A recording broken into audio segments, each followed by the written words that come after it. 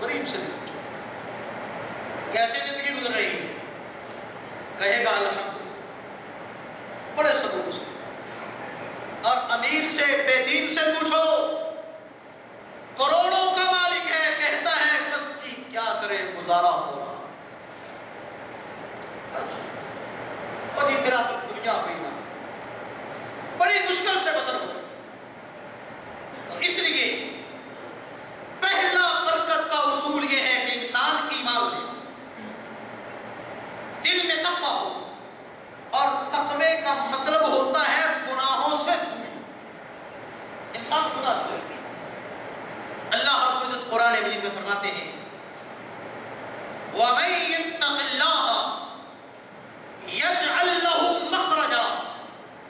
وَيَرْزُقْهُ مِنْ حَيْثُ لَا يَحْتَسِبُ، جو شخص تقوی اختیار کرے، ایمان درست ہو، گناہوں سے پرہیز ہو، تو میں اسے ہر مصیبت، دنیا کی ہر پریشانی سے نکال دیتا ہوں، ہر پریشانی سے، کوئی پریشانی نہیں آتی، مخرج اس کے لیے بنا لیتا ہوں۔ وَيَرْزُقْهُ مِنْ حَيْثُ لَا يَحْتَسِبُ، اور ایسی جگہوں سے رزق دیتا ہوں کہ اس طرف انسان کا کبھی دھیان بھی نہیں جاتا، ایسی جگہوں سے۔ وَلَوْ أَنَّ أَهْلَ الْقُرَىٰ آمَنُوا وَاتَّقَوْا لَفَتَحْنَا عَلَيْهِمْ بَرَكَاتٍ مِّنَ السَّمَاءِ وَالْأَرْضِ، اگر شہروں اور دیہاتوں میں رہنے والے لوگ اپنے ایمان کو درست کر لیں، وَاتَّقَوْا اپنے دلوں میں تقویٰ پیدا کر لیں، تو پھر کیا ہوگا؟ لَفَتَحْنَا عَلَيْهِمْ بَرَكَاتٍ مِّنَ السَّمَاءِ وَالْأَرْضِ، میں آسمان کی برکتوں کے دروازے بھی کھول دوں گا، زمین کی برکتوں کے دروازے بھی کھول دوں گا۔ لیکن لوگوں کی حالت کیا ہے؟ وَلَٰكِن كَذَّبُوا فَأَخَذْنَاهُمْ بِمَا كَانُوا يَكْسِبُونَ، لوگوں کی حالت یہ ہے جیسے جیسے رزق بڑھتا جاتا ہے ویسے ویسے یہ مالک اور رازق سے دور ہوتا چلا جاتا ہے، جیسے جیسے رزق کی فراوانی آتی ہے، علم بڑھتا ہے، کرسی بڑھتی ہے، عہدہ بڑھتا ہے، ویسے ویسے یہ بدبخت اپنے مالک سے دور ہوتا چلا جاتا ہے۔ جائیے دنیا داروں، دیکھیے دنیا داروں کو، بدبخت اتنا اللہ نے دیا ہوا، قارون کا خزانہ، اس دور میں تو ایک قارون تھا، آج کروڑوں قارون، اور حالت وہی، اللہ کا نام لو نام سننا گوارا نہیں، مسجد کی طرف منہ کرنا برداشت نہیں، مولوی کے پاس بیٹھنا انہیں گوارا نہیں، اس لیے اللہ مال تو دیتا ہے اور اس سے برکت نکال لیا، ولیکن کذبوا، لیکن ان لوگوں نے میرے دین کو جھٹلا دیا، میرے نبیوں کو جھٹلایا، فَأَخَذْنَاهُمْ بِمَا كَانُوا يَكْسِبُونَ،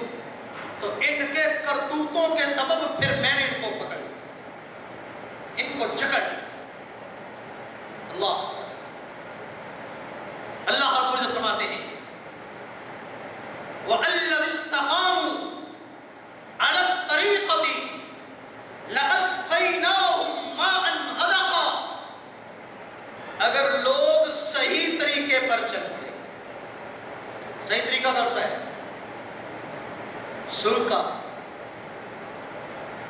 بے دینی کا، دین کے راستے پر چل پڑے، لَأَسْقَيْنَاهُم مَّاءً غَدَقًا، تو میں انہیں میٹھا اور خوشگوار پانی پلاؤں، اس پانی سے ان کی زمینیں شاداب ہو جائیں، لیکن شرط کیا ہے؟ شرط ایمان اور تقویٰ ہے، شرط اسلام اور دین و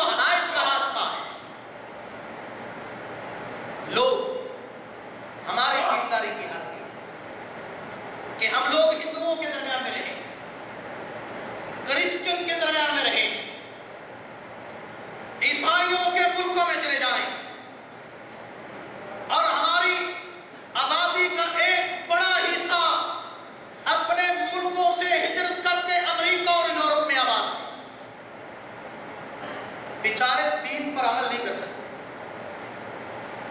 دین سے دور۔ اگر خود دین کی کچھ تربیت ہے تو آگے اولادیں دین سے دور، بیوی دین سے دور، لوگ دین سے دور ہوتے چلے جاتے ہیں۔ اور کوئی شخص اس وجہ سے ہجرت نہیں کرتا کہ فلاں جگہ پر جاؤں گا میرا دین محفوظ ہو جائے، مال محفوظ کرنے کے لیے ہجرت کرتے ہیں، کاروبار کے لیے ہجرت کرتے ہیں کہ اس ملک میں جاؤں گا کاروبار اچھا ہے، اس وہاں کا پیسہ اچھا ہے۔ دین چھوٹ جائے کوئی بات نہیں، دین کے نام پر ہجرت کی بات آتی ہے، کہتے جی کیا کریں یہاں پر رزق لگا ہوگا،